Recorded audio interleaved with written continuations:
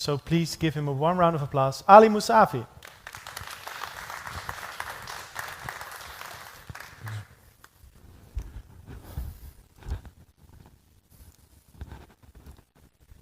Hi, hello everyone. I want to start with a sentence that's about learning. Almost whatever we are doing, we have learned once. That's why learning is one of the most important aspects of human life. And as you can see in the picture, as our ancestors evolved, they mean to learning and educating also evolved from stones to papyrus to chalkboards to tablets. And it opens the question, where is a place for VR as a new technology for learning? There's a rising interest in using virtual reality as a training solution in multiple different domains. Take healthcare, aerospace, logistics, and last but not least, engineering and maintenance. And my project is going around this part more, so I'm going to emphasize more on this part today. We have two industrial partners, Morel and Actemium, both of which have their own virtual reality training simulations used for their employee and for their customers. And they have seen tremendous business opportunities in using these virtual reality simulations. The vision of our project is to understand what's actually going inside VR, and then, through a path, make things a little bit adaptive. Tailoring the learning according to the learner's behavior and how learners love it. For a system to be adaptive, we need to online be knowing what's actually going on inside that system. So we really need to have signals of learning that we can record online and automatically, and then we can use those signals to predict learning. Overall aims of my project have three main tiers. First of which is measuring VR effectiveness. Second is prediction of learning through understanding, interpreting, and then afterwards predicting. And finally, manipulating the learning in VR. Which all of those translate to four main questions. First is how VR is effective in comparison to the traditional methods, like 2D screens. Second is how VR skills and then gain knowledge from VR can be used in the day-to-day real life. Second is signals of success, or what signals of body and brain can we use to predict learning. And finally, analyzing the difference between novice and experts on this matter. So in the future slides, we are going to have this guiding ribbon, so we know we keep the track. First and foremost, as I mentioned, I'm going to start with the question that how VR enhance learning in comparison to the old and traditional learning methods. For doing so, we try to make an experiment, and we send some of people to the virtual reality environment and ask some other people to sit behind their desk and just look at the same tutorial as a passive movie. And what we found was interesting. We found in both traditional method and virtual reality, people learned and gained confidence. So the result was almost the same. But the things that triggered us was things seems to be more comprehensive and connected in VR. I mean, just like we scientifically examined that, and we see that that's true. In virtual reality, whoever learned more are more confident or vice versa. We didn't know that. So we tried to examine the link between confidence and learning, and we find out that that's confidence who explains learning, not the other way around. So, and also, we examined the user's behavior when they were inside virtual reality training, and we call that awareness during the training, and we see that also can directly explain learning in VR. But it's not the other way around, and also there is no link between the human behavior and confidence, as far as we could understood. And then we asked participants how they feel in VR, and we see that their feeling about their experience in VR could explain confidence and awareness during training. Again, not the other way around. But there is no direct link between how they feel and how much they learned in VR.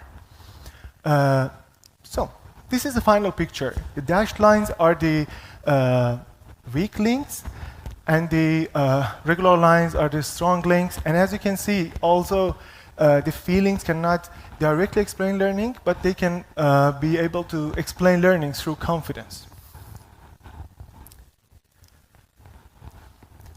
One of our new findings in this series of experiments was that we found the direct link from behavior to learning in VR.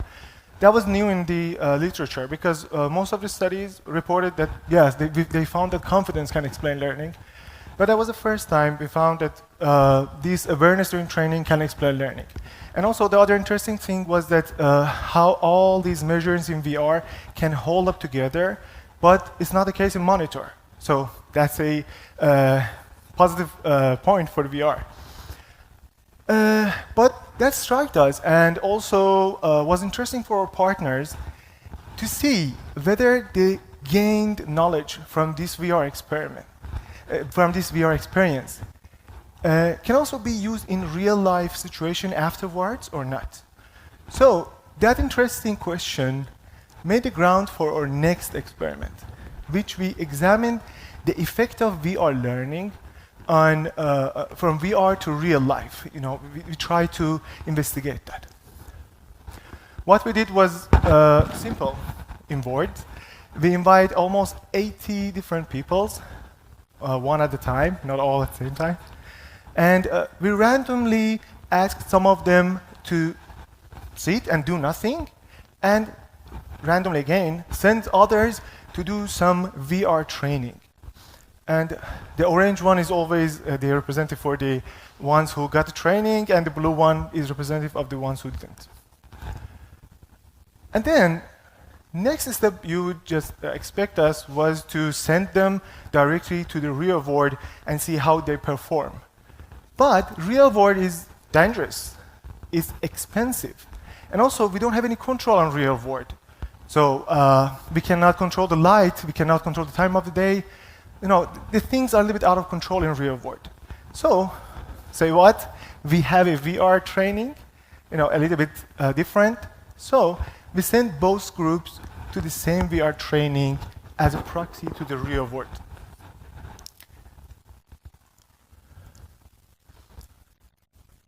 Then we try to look how getting more training or getting no training can affect people's performance. And we find out that, not surprisingly, people who got training are better in performance, faster, more accurate, and less dependent when they are doing the task. And we can say that VR practice can make perfect. The other thing that was interesting for us was to see how having a VR training can help us handle stress in a real-world situation. So again, we had people in the groups, and we measured their stress with the heartbeat.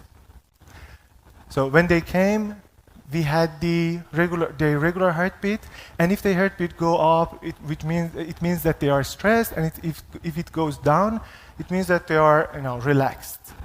And what we saw was interesting. We saw that for groups with no training and then going to the real world, they have 4 more heartbeats, which means they are more stressed.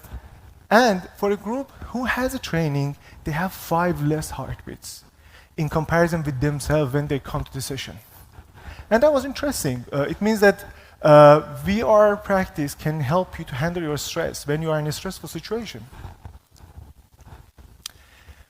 The next thing we investigated was awareness after the training. And despite the fact that we saw the performance excels when you have the VR training, also that you can handle your stress better when you have VR training, all participants respond that their awareness level remained the same after having VR training, so there was no difference. And that was strange. So we tried to go to the cake analogy. And you may surprise, because what cake has to do with these kind of things? That's the thing. Some scientists has the idea that maybe if you ask people that if you like cake, all will say yes, we like cake. But if you ask about the ingredients that make cake, one might don't like eggs, or someone don't like flour, or something like that. And the idea was just like breaking down the thing to its building blocks to see what's happening. So building blocks was if you make a cake, the building blocks of awareness has 3 main parts. First is about perception of how challenging you think the task was. Second is how focused you think you were during the task. And finally, it's about your perception of your familiarity with the task. So we do this, and again, the results was aligned with our previous findings. We found out that only when you have a VR training, being focused will help you use your knowledge better. And only when you have a VR training, you need less familiarity when you face a new situation. Sorry for the small beer. Okay, so let's jump to the next step. The main idea was to make an adaptive VR training solution. So, and also, the good thing we can do for such a goal is to add as much as objective measures that we don't need to ask people to fill out after the experiment, that we can directly observe ourselves and decide accordingly. So we are going to start going to that direction, and actually we did in our last experiment. This is one of the participants, which we put lots of sensors to monitor their brain activity while they are doing the VR task. And the aim is to first see, can we use this kind of data to predict their performance and their learning, and then through these methods, pave the way of making a more adaptive training.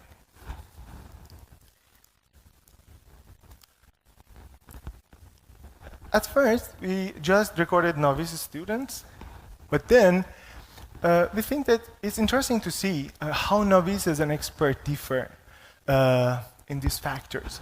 So we had 80 novice Tilburg University students, and we asked our industry partners, experts, to join our experiment, which were 20 experts. And then we wanted to answer, are findings from novice are generalizable to the experts from industry with experience or not? And if not, how they differ, and how can we explain that difference? The analysis of the 2 previously mentioned data is just like ongoing, and we are aiming to just like make a report and publish them. And the future direction would be long-term lasting of, experiencing the long-term lasting of knowledge in experts, which we also recorded data for that. And also, the final aim will be making training adaptive, which I don't think I can just do it in my PhD, but it's one of my goals in my life to make training adaptive. So that's it. I'm going to summarize the whole slides. First was just we found out that VR can enhance learning by boosting confidence and performance. Second was more practice in VR leads to better performance and reduce the stress levels. And VR makes possible to monitor all aspects of training all at once and will help us make things adaptive. But the bottom line should be this, and it's just like a notification you should keep in mind that VR is not the final destination, and it's not the magic that if you throw everything in VR, it will solve every problem. It still needs rigorous and well-designed, and I'm going to finish my presentation with this one, that VR, for sure, is a boost for learning, but it's not a cure-all. Thank you for your attention. Thank you very much, Ali. What about your heart rate? How is it now? I think it decreases. Okay. Well, we will not make it too difficult, but I want to know a bit more about the maintenance task at hand. Was it something that is quite complex to do, or was it a rather simple task, and would that also influence the outcome? Actually, we had two different solutions. So we have two partners. The first set of experiments was with Actemium. Yeah, they had their own task, mostly focusing on the safety side, and they try to teach safety to their employee. Yeah. But the other one, which we also involved in, during the process of developing, and we were actively involved during the procedure, was Morel, which maybe in the board you can ask Luke about that. And theirs was mostly focusing on learning itself. Okay. So yeah, the difficulty levels were different, and also the context was a little bit different. But generalizing that for my PhD is all about learning. Okay. Yeah. Good. Let's see if we have one or two questions or remarks from the audience.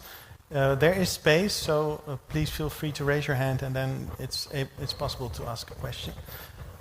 I'll throw you the catch box so that everyone can hear you. There you go. Hello. Hello. Hey, Ali, thanks for the presentation. Okay, so I see that VR is a boost for learning, right? And you were comparing like traditional methods of learning with VR methods of learning.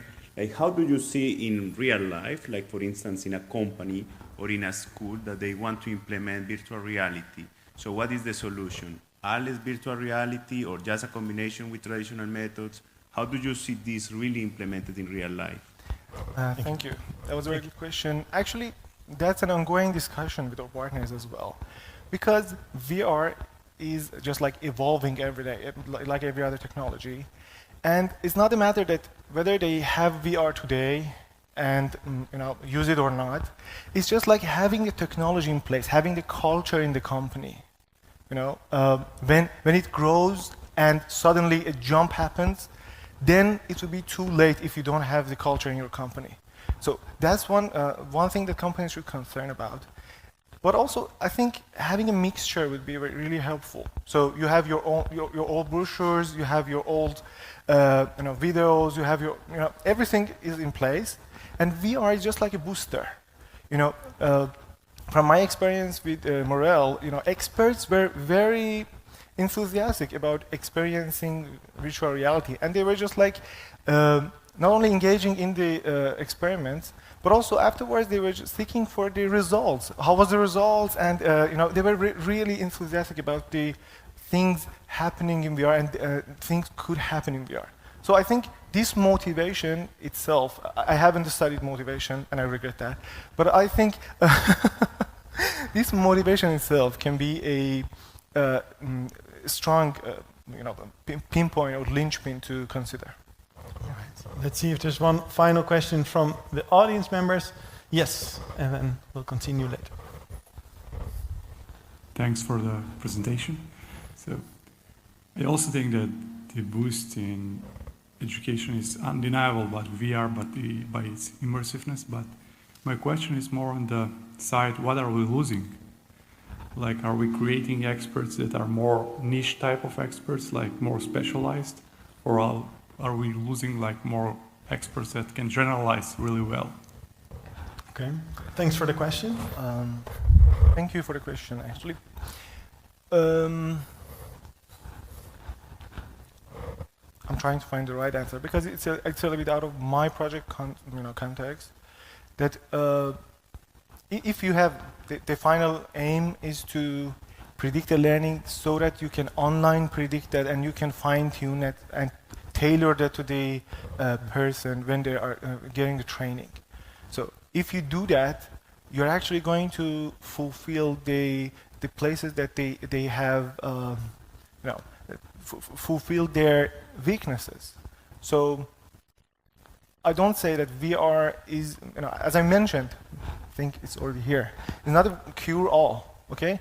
So there still needs to be a rubric, there still needs to be a rigorously designed plan to transfer the learning objectives to the experts.